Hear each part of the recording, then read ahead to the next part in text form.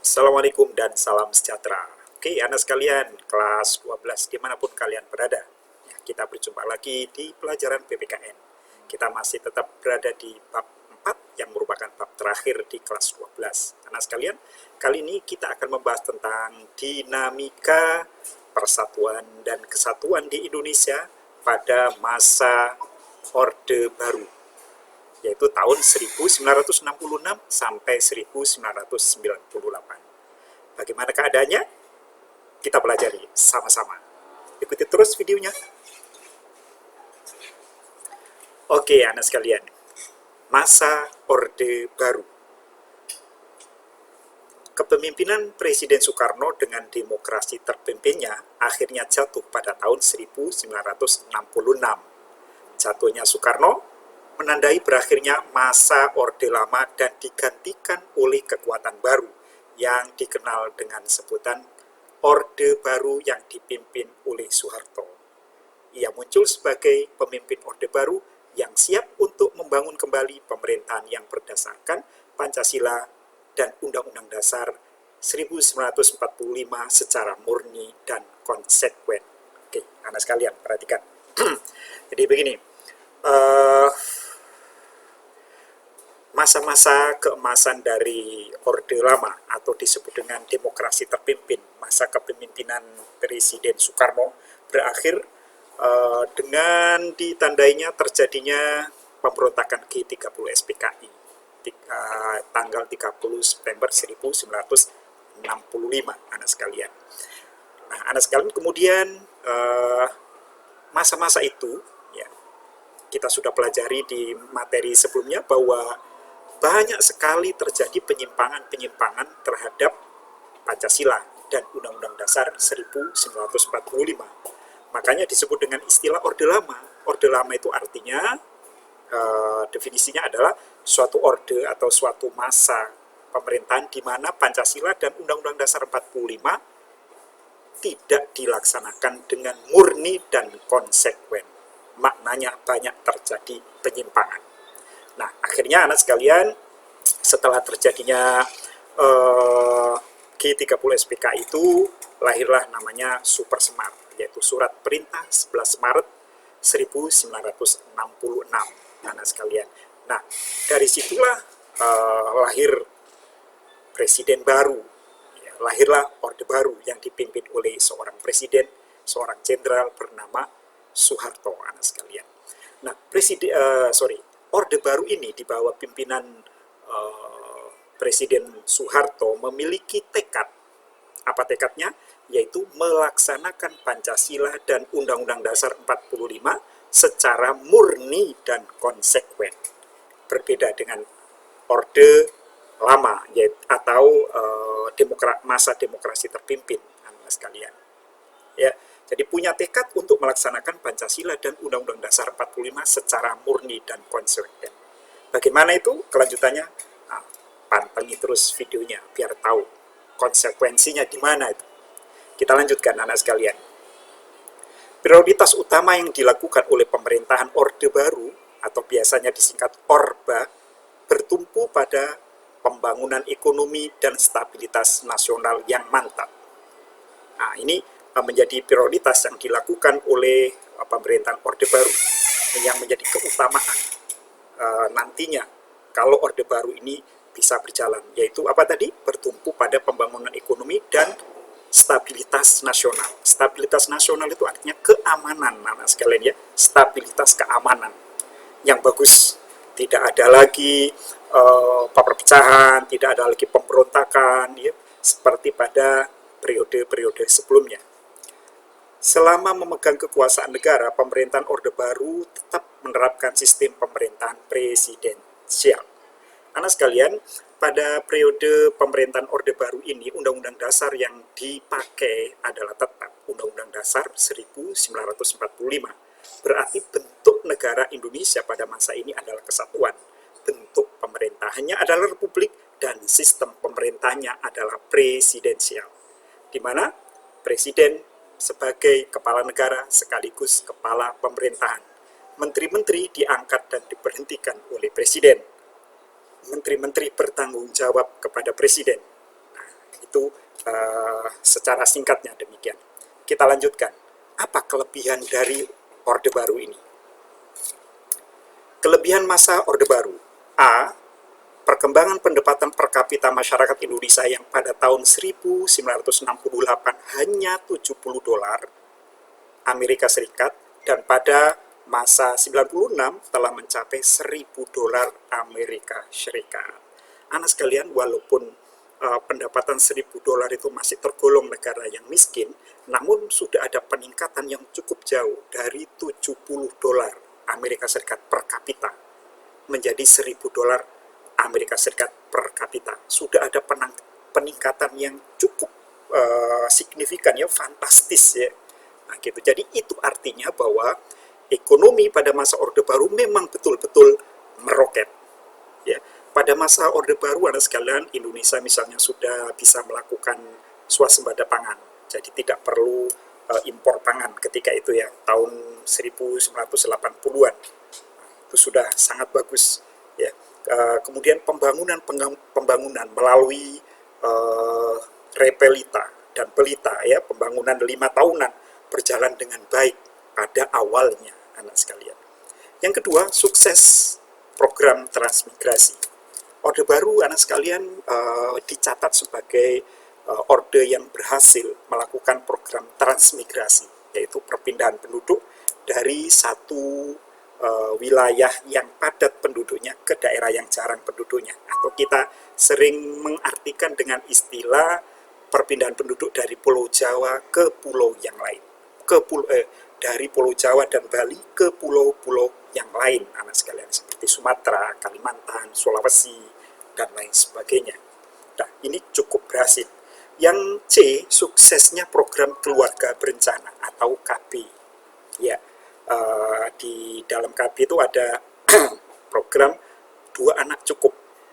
Untuk apa itu? Yaitu untuk menekan laju pertumbuhan penduduk Indonesia yang cukup pesat, ya, yang tidak sebanding dengan pertumbuhan ekonomi. Ini mengakibatkan terjadinya kemiskinan, pengangguran. Nah, pemerintah berusaha untuk menekan kelahiran dan meningkatkan pertumbuhan ekonomi.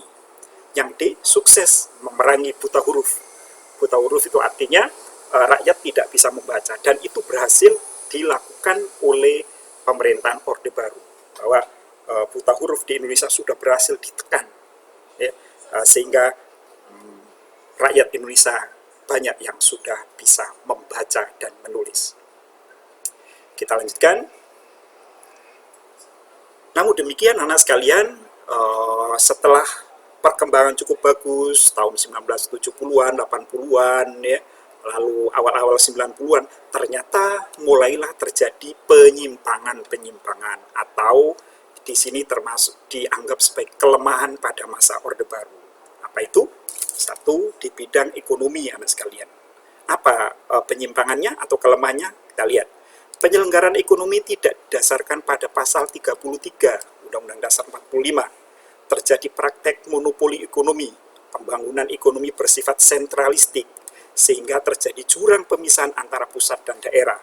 Pembangunan ekonomi dilandasi oleh tekad untuk kepentingan individu. Anak sekalian, Undang-Undang Dasar 45 itu sudah memerintahkan, ya, bumi, air, kekayaan alam yang terkandung di dalamnya dikuasai oleh negara dan digunakan sebesar-besarnya untuk kemakmuran rakyat. Namun dalam prakteknya ternyata terjadilah monopoli ekonomi oleh kelompok-kelompok yang dekat dengan presiden, ya, sehingga terjadilah jurang pemisahan, ya, antara pemerintah pusat dan daerah. Kenapa demikian? Karena pada saat itu negara Indonesia yang berbentuk kesatuan ini sistemnya adalah sentralistik. Artinya semua urusan dari pemerintah pusat sampai ke pemerintah daerah itu diatur oleh pemerintah pusat. Daerah hanya menerima hasilnya saja. Semua kekayaan alam, ya, dikelola oleh pemerintah pusat dan hasilnya disetor ke pusat. Nah, begitu. Sampailah kepada pimpinan daerah seperti gubernur, bupati, wali kota, semuanya dipilih oleh pemerintah pusat. Jadi pemerintah daerah atau daerah hanya menerima saja, ini gubernurmu, ini bupatimu, ini wali kotamu. Nah, begitu anak sekalian ketika itu. Ya, pembangunan ekonomi dilandasi oleh tekad untuk kepentingan individu, bukan untuk kepentingan rakyat. Jadi orang-orang terdekat. Maka pada saat itu tumbuhlah yang namanya KKN. Ya, ini ada di nomor 2, yang B. Bidang politik. Kekuasaan berada di lembaga eksekutif, berarti ada di presiden. Presiden sebagai pelaksana undang-undang, kedudukannya lebih dominan dibandingkan dengan lembaga legislatif. Pemerintah bersifat sentralistik, tadi sudah Bapak jelaskan. Berbagai keputusan disosialisasikan dengan sistem komando. Komando itu perintah dari atasan. Kamu harus begini, kamu harus begini. Ya, makanya pada saat itu anak sekalian, gubernur, bupati, wali kota itu dipilih oleh pemerintah pusat sehingga mudah sekali untuk diberikan komando. Tidak ada yang menentang. Kalau berani menentang akan disikat ya. Tidak ada kebebasan untuk mengkritik jalannya pemerintahan, betul sekali. Jadi kalau ada yang berani mengkritik, pilihannya adalah dipenjara atau dihilangkan. Ya, tahu sendiri maknanya apa dihilangkan itu, anak sekalian ya. Praktek korupsi, korupsi dan nepotisme atau KKN biasa sekali terjadi, tentunya merugikan perekonomian negara dan kepercayaan masyarakat. Ya. Jadi pada saat itu di bidang politik anak sekalian, walaupun Undang-Undang Dasar 45 tidak memerintahkan bahwa presiden itu lebih kuat, namun kenyataannya pada saat itu adalah presiden lebih kuat daripada DPR. Sehingga yang terjadi adalah DPR yang seharusnya berani mengkritik presiden itu tidak terjadi. Ya, presiden pada saat itu yaitu Soeharto itu adalah pimpinan dari Golkar, Dewan Penasehat Golkar, sehingga badan pemerintahan pada saat itu dikuasai oleh Partai Golkar. Pada saat itu belum namanya partai, sehingga semua anggota DPR itu adalah anak buahnya presiden. Nah, kalau sudah begitu, mana mungkin DPR berani mengkritik ya presiden? Tidak mungkin. Nah, itu yang terjadi pada saat itu. Sehingga produk-produk undang-undang yang dibuat oleh DPR, anak sekalian, tentu lebih menguntungkan presiden.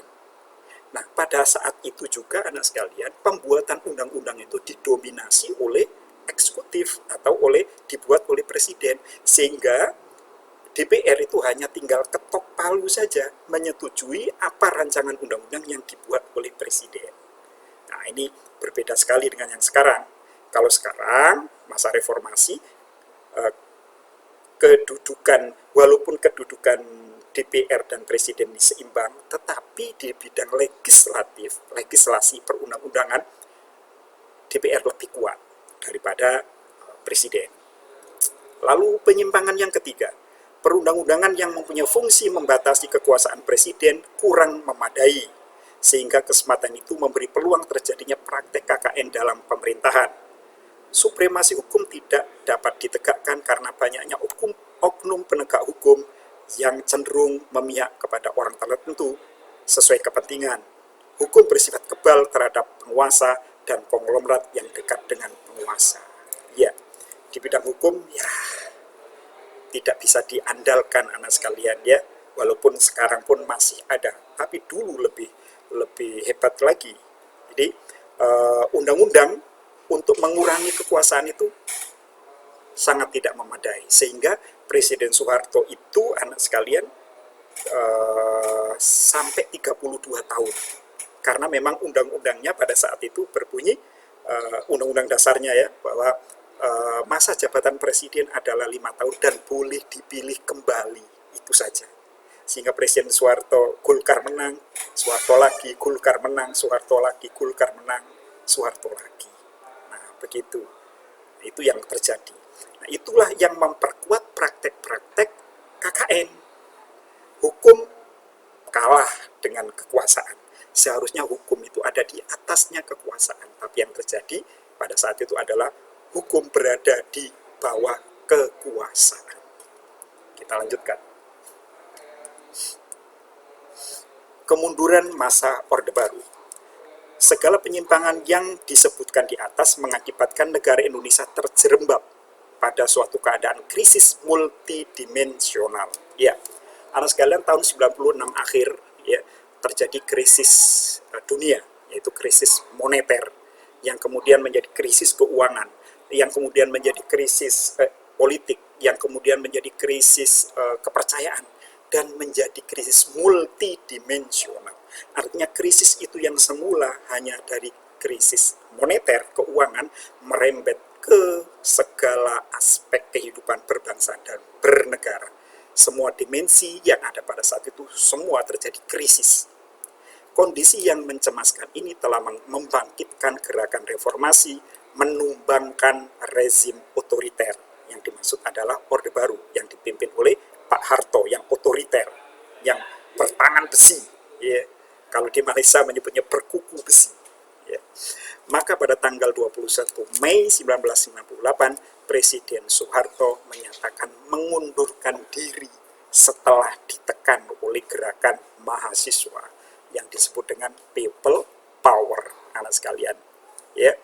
Jadi pada saat itu ada gerakan mahasiswa pada bulan Mei itu yang ingin menjatuhkan Presiden Soeharto karena rakyat tidak percaya lagi kepada kepemimpinan Presiden Soeharto.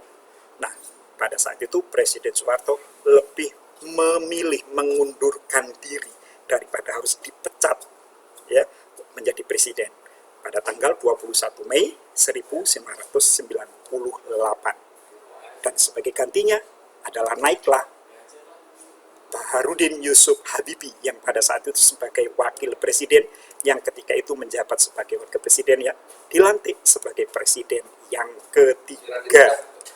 Masa jabatan Presiden Habibie berakhir setelah pertanggungjawabannya ditolak oleh sidang umum MPR pada tanggal 20 Oktober 1999. Jadi karena Presiden Habibie ini dianggap masih kepanjangan tangan dari Soeharto yang Orde Baru, maka pada saat itu sidang umum, di dalam sidang umum MPR ya, MPR menolak pertanggungjawaban Presiden Habibie, sehingga Presiden Habibie tidak bisa melanjutkan lagi sebagai presiden. Nah, oke anak sekalian, itulah penjelasan Bapak tentang persatuan dan kesatuan pada masa Orde Baru antara tahun 1966 sampai 1998. Terima kasih atas perhatiannya.